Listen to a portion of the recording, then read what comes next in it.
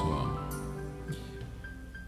Bien-aimés dans le Christ, nous continuons notre cheminement avec le Seigneur sur ce chemin qu'il nous a tracé lui-même afin de nous aider à entrer dans l'intimité de Dieu, mais aussi à entrer dans son intimité propre. Mes sœurs, mes frères, on vient d'écouter deux portions de lecture. D'abord, dans le livre des Actes des Apôtres, chapitre 19e, c'est un texte que j'aime bien, que j'apprécie beaucoup, qui nous invite à avoir les yeux fixés d'abord sur celui par qui Dieu nous a rassemblés. C'est le Christ, l'auteur de toute vie, autrement dit de cette vie nouvelle que Dieu nous offre et qui nous invite aussi à prendre le chemin, le bon et le vrai pour être avec lui. D'abord, nous sommes à Corinthe.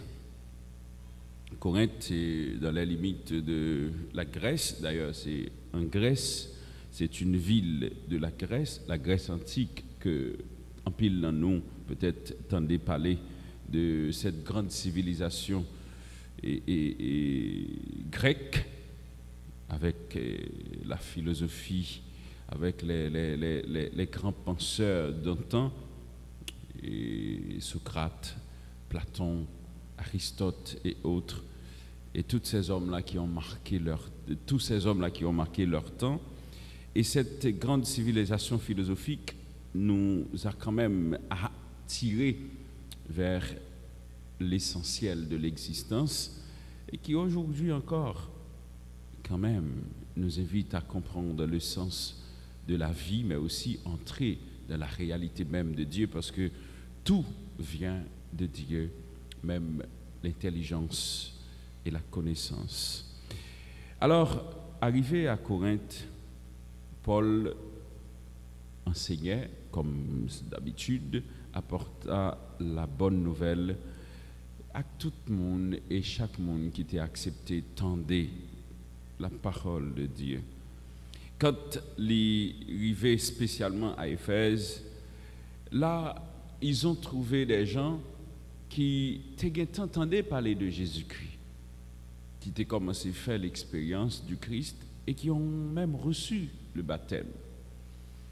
Alors, il y a une grande différence entre la proclamation de la bonne nouvelle et surtout le baptême annoncé par les apôtres, par les chrétiens.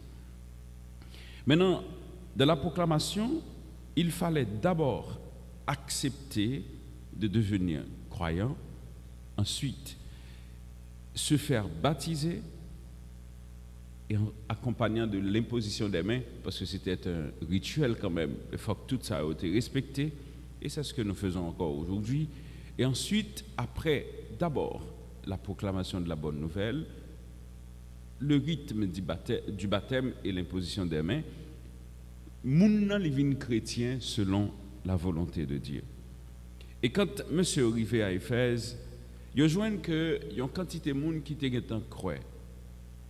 Et Paul posait aux questions, mais qui baptême que nous recevons? Lorsque vous êtes devenus croyants, avez-vous reçu l'Esprit Saint? Il répond, nous ne savons même pas ce que cela veut dire, l'Esprit. Si tu as un bagage qui a rapport avec l'Esprit Saint, l'important, on nous a apporté l'Évangile, on a accueilli la bonne nouvelle et on est devenu croyant. Je dois dire deux choses pouvant vous aider à comprendre l'importance de la proclamation de l'Évangile. Et c'est peut-être ça qui fait que des fois, peut-être c'est une faveur que je vais vous demander quand vous êtes venu à l'église de grâce. Acceptez de prioriser la proclamation de la parole de Dieu. C'est la première. La deuxième, savoir pourquoi on est venu à l'église. On vient pour se laisser transformer par Dieu qui nous parle par sa parole. Quel baptême avez-vous donc reçu? Ils ont dit celui de Jean-Baptiste. Jean-Baptiste, c'est celui-là qui proclamait le baptême, le baptême de conversion. Un baptême qui invite à la repentance, un baptême qui invite au changement, qui nous invite à changer de comportement, qui nous invite à accepter de devenir quelqu'un d'autre. Maintenant, le baptême qui libère et qui délivre, c'est le baptême de Jésus-Christ. Maintenant, pour être chrétien, pour devenir fils et filles de Dieu, il faut qu'on soit baptisé au nom de Jésus-Christ. C'est pour cela que cette différence tient encore aujourd'hui. On ne peut pas devenir enfant de Dieu si on n'accepte pas d'être baptisé au nom de Jésus-Christ. Voilà ce que l'Église nous propose aujourd'hui, le baptême au nom du Christ. Jésus donnait un baptême de conversion. Jean, donnait un baptême de conversion et disait au peuple de croire en celui qui devait venir après lui. C'était cette précision que l'on apportait pour ceux qui étaient déjà devenus croyants. Voilà pourquoi aujourd'hui encore, on doit faire attention au type de baptême qu'on nous offre. Bon, je ne vais pas rester c'est comme si mettre beaucoup d'accent sur ça, parce que nous autres, nous sommes des chrétiens baptisés au nom de Jésus-Christ. Mais le chrétien, celui qui est baptisé au nom du Christ, doit avoir un comportement. Le comportement de celui qui accepte de se laisser guider par l'Esprit Saint. C'est l'Esprit qui a guidé, c'est l'Esprit qui a dirigé. Après avoir entendu cette proclamation, il a accepté que, il recevoir ce que nous appelons l'imposition des mains et pour venir tourner petit bon Dieu. Au rythme du baptême, qu'est-ce qui se fait? Le prêtre, après la proclamation de la parole, la proclamation de l'évangile, impose les mains à tous ceux et celles qui vont être baptisés. Et ensuite, on suit le rituel normal, qui est l'imposition, l'eau qu'on verse sur la tête de l'enfant ou bien la personne qui se fait baptiser. Après, l'huile, l'imposition d'huile qui symbolise la marque du Saint-Esprit. Mes sœurs, mes frères, tout cela, c'est pour vous dire qu'on est agrégé, entré dans une nouvelle famille, dans une nouvelle communauté qu'est la communauté en Jésus-Christ. Mes sœurs, mes frères, désormais, si nous acceptons de vivre pour Dieu et pour le Christ, le baptême a fait de nous quelqu'un d'autre. Et si nous sommes ce quelqu'un d'autre, qu'est-ce qui nous empêche de vivre en être baptisé, en chrétien? Qui ça qui des fois empêchait que nous revêtions de ce vêtement de chrétien?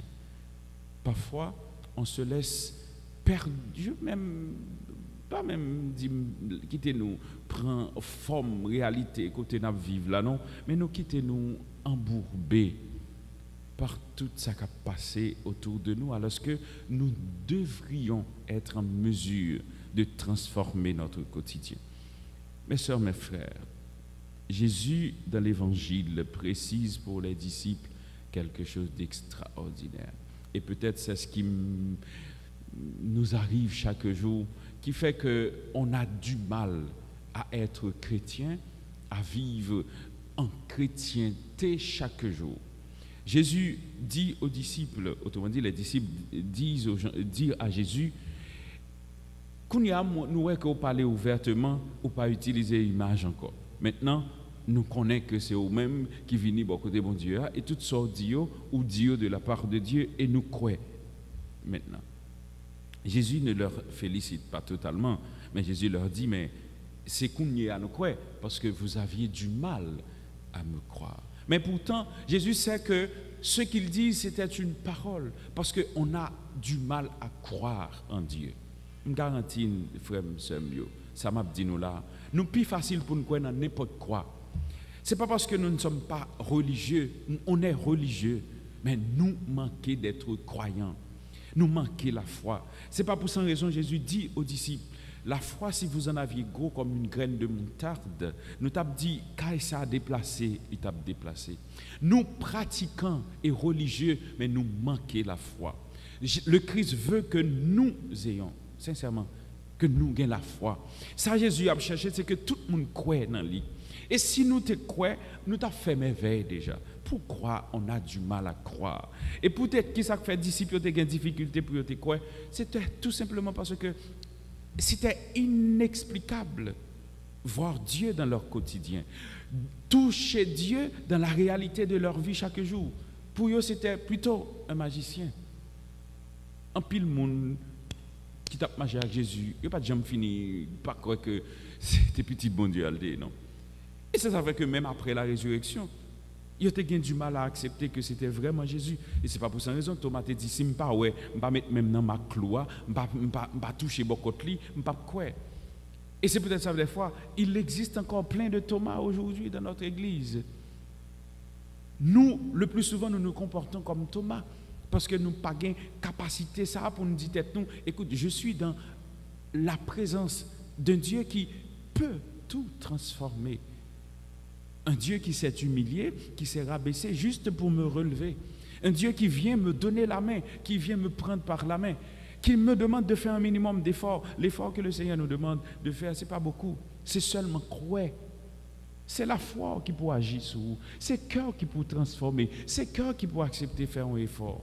Alors, si tu as des gens qui te croient tout bon vrai, Jean bon Dieu, Jean Jésus a demandé là, ou pensez que nous ne pouvons pas changer, ce n'est pas parce que vous n'êtes pas religieux. Écoutez, vous êtes très religieux et même trop religieux. Vous êtes très pratiquant et même trop pratiquant. Nous croyons, oui, ce n'est pas parce que nous ne croyons pas totalement, non, mais nous manquons la foi. Maintenant, la foi, nous devons aller au-delà, aller plus loin toujours. Et c'est ça que Jésus dit aux disciples. Voici que l'heure vient. Déjà, elle est venue. Mais ça qui est plus grave là, n'a pas couru qui t'aime. Nous ne pas croire vraiment en moi. Si nous te croyons, nous t'avons campé avec moi. Dans une situation difficile, nous ne pas abandonner. Quand ça paraît difficile, drôle de vendre, on abandonne Dieu. Et c'est la vie, peut-être chaque monde qui croit.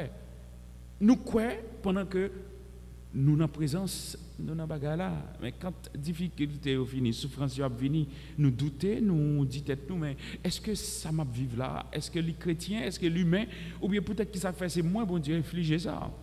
Mais Jésus raffermit dans la foi, il leur dit, écoutez, puisque le Père est avec moi, vous n'avez pas besoin d'avoir peur. Moi, je ne suis pas seul. Et vous aussi, vous ne serez pas seul. Alors, je vous ai parlé ainsi, afin qu'en moi, que vous ayez la paix. De grâce, mes sœurs, mes frères. Dieu nous rassure et il donne nous confiance. Il fait nous comprendre que l'a toujours été bon côté. Et surtout, si nous nous appuyons sur Dieu, pas rien qui fait nous peur. Pas rien qui peut branler nous. Nous avons campé pour nous dire, on a le maître, on a la force, on a l'appui véritable avec nous. Moi, je suis vainqueur du monde. Si le Christ a vaincu le monde, il l'a vaincu pas pour aller au ciel, mais pour que moi-même avec vous, nous ayons confiance que nous, dans notre aujourd'hui, nous avons l'appui de Dieu. Nous avons l'assistance de Dieu. Jésus vient porter force, vient mettre confiance dans la faiblesse nous, pour que nous avancions. Sœurs, mes frères, on nous la prière, bon Dieu, grand-maître là, on nous demande pour l'aider nous, pour que nous fassions plus confiance, pour nous croire que nous ne sommes pas seuls, bien que bagaille paraît difficile, mais pour nous engager nous avec confiance, en nous appuyant sur Dieu et pourquoi pas pour nous mettre l'estomac nous sous maman, nous marie, pour nous juste aller là où le Seigneur nous attend pendant que nous bataillons chaque jour pour nous rendre quotidien nous agréable les uns pour les autres. Qu'il en soit ainsi pour chacun et chacune de nous, au nom du Père et du Fils et du Saint-Esprit. Amen.